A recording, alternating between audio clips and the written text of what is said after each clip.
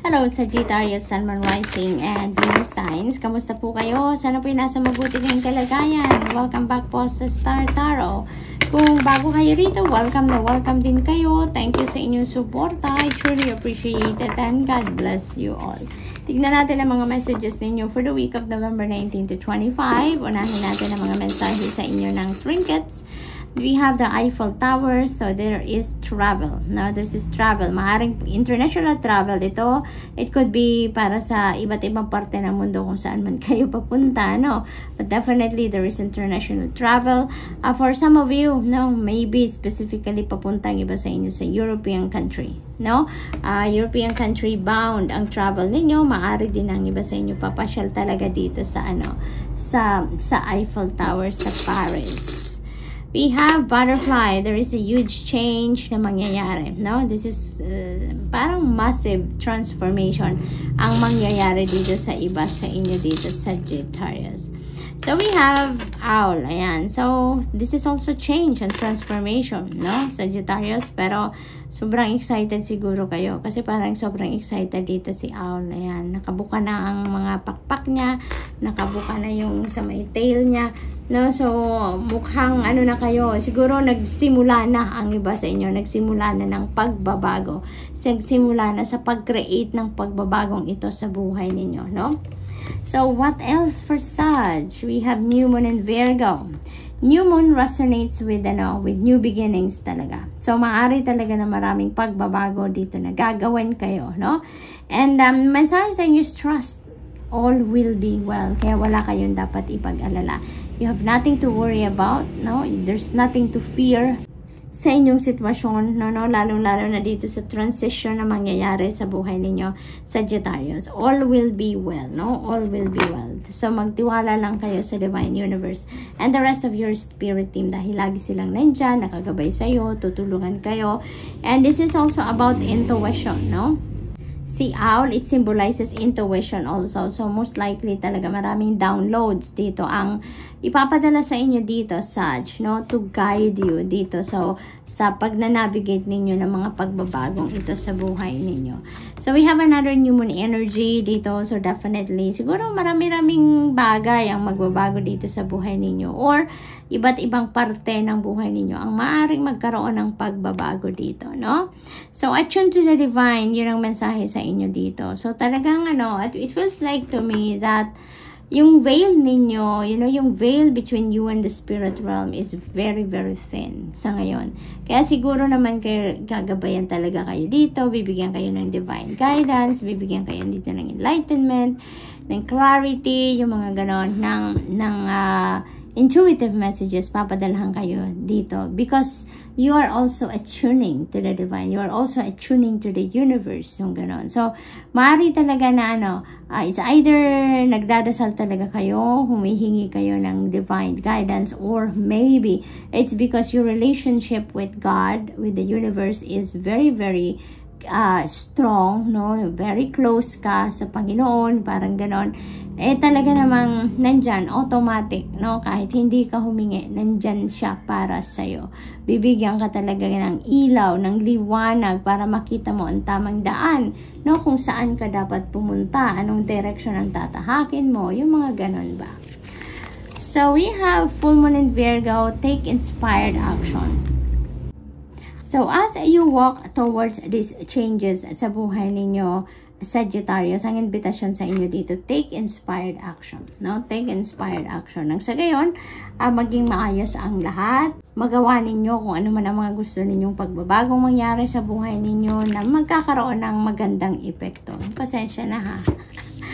Lumilipad na mga cards kasi nagbabanggaan, masyadong maliit lang yung table ko. So, ano pa ba ang para kay Sag? We have number 96, forgiveness. Ayan. So, ang handa na ang iba sa inyo dito, Leo. Oh, sorry. This is for Sag, no? So, maaring, Sagittarius, siguro meron kayong Leo placement sa yung chart, or maybe you are dealing with a Leo. Maaring yung handa na ninyong patawarin dito is a Leo person kasi biglang sumingit si Leo, no? So, yun, Sag, maaring handa na kayo ditong magpatawad. Maaring ang si Leo yan, napapatawarin ninyo, no? Maaari din naman na si Leo yung hihingi sa inyo ng inyong kapatawaran. Maaring siya yung mag-apologize din sa iyo. Maaari din ganon, no? What else? We have number 99, compassion. Ayan, so maybe, you know, yung compassion ninyo ang hinihingi ngayon din ng ibang tao, no?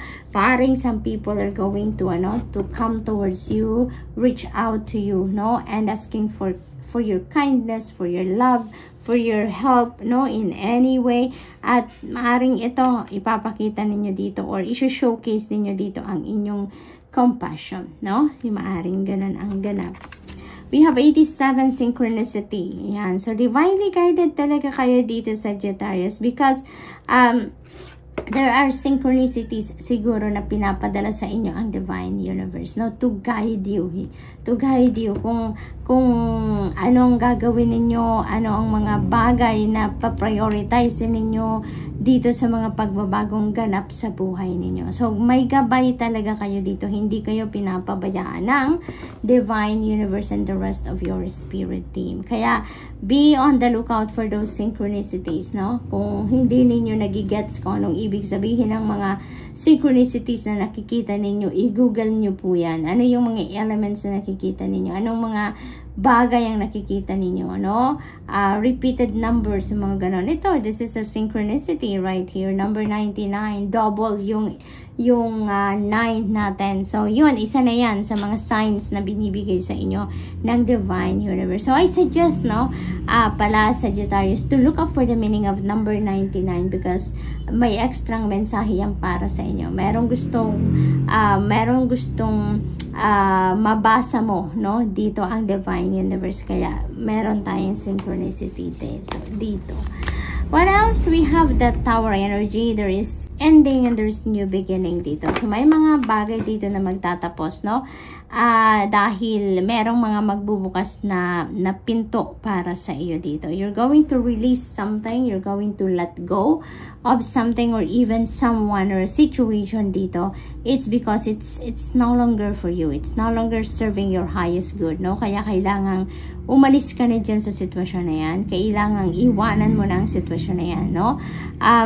Dahil meron kang kailangang puntahan. May merong bagong path na nagbubukas dito para sa iyo, wherein it is in alignment with your destiny, no? Kaya kung ano man ang pagbabagong ito, hindi mo rin ito pinaghandaan, hindi ikaw yung mag-i-initiate ng pagbabagong ito, kumbaga. But this is the work of the universe, no? Ito yung universe ang mag-i-intervene sa buhay ninyo, sa inyong circumstances sa ngayon. Nang sa gayon, madala kanya doon sa sitwasyon kung saan you will be in alignment with your purpose and with your destiny, no? It may be surprise, no? For you. Surprise ito, may gulat factor ito para sa inyo. Kasi nga, hindi mo to inaasahan, no? Na pagbabago. But it's for your highest good, no? Sa una, magiging uncomfortable ka siguro, pero kalaunan, kapag nakapag-settle ka na dyan sa bagong sitwasyon mo na yan, Sag, ipagpapasalamat mo na nangyari ang nangyari, no? So, we have the Hierophant energy. Maaring ang iba sa inyo dito may ikakasal, no? Maaring nagpe-prepare na kayo for wedding, maaring ganun. Or, maaari din naman na ang iba sa inyo dito is